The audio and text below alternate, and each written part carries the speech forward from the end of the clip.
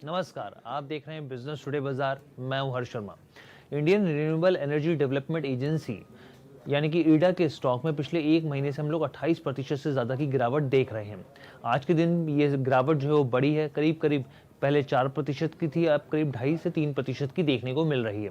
इस कमजोरी के पीछे की एक वजह है और वजह जो है वो काफ़ी बड़ी है। दरअसल स्टॉक को लेकर एक नया डेवलपमेंट आया है, जिसके बाद हम आपको जिस तरह के दिखा रहे हैं, आप इसका चार्ट भी देख रहे हैं कि यहाँ पे गिरावट देखने को मिल रही है। नेशनल स्टॉक एक्सचेंज यानी एनएससी ने ईडा को कई अहम इंडेक्स में शामिल किए जाने के फैसले को वापस ले लिया है।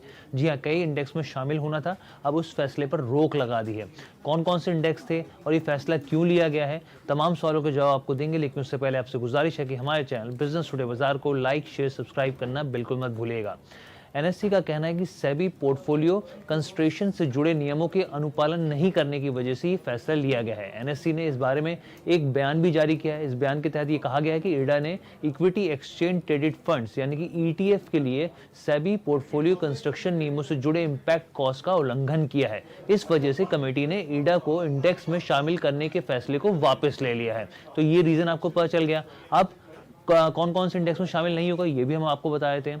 तो देखिए, समय समय पर होने वाले रिव्यू के आधार पर एक्सचेंज के इंडेक्स मेंटेनेंस सब कमेटी ने 28 फरवरी 2024 को एक फैसला लिया था और इसमें जो अहम इंडेक्स थे उसमें शामिल करने का फैसला लिया था कि ईडा जो होगा इन इंडेक्स में शामिल होगा। लेकिन अब नया फैसला क्या है, क्योंकि उसके तहत अब ये इन इंडेक्स में शामिल नहीं होगा। तो कौन कौन से इंडेक्स हैं? Nifty 500, Nifty mid cap 150, Nifty mid cap 100, Nifty 200, Nifty large mid cap 250, Nifty mid cap 400, Nifty total market और निफ्टी 500 जैसे इंडेक्स हैं जिसमें जो अब ईडा है वो शामिल नहीं किया जाएगा।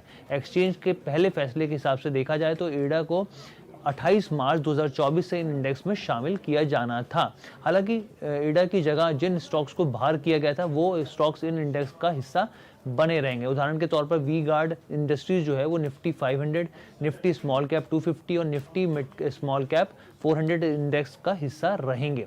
आपको ये बता दें कि ईडा की लिस्टिंग पिछले साल नवंबर महीने में हुई थी।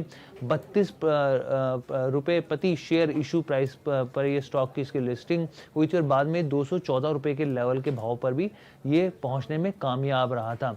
और यहाँ पर 50 ट्रेडिंग सेशंस की बात की जाए तो स्टॉक ने एक नए शिखर को छुआ था।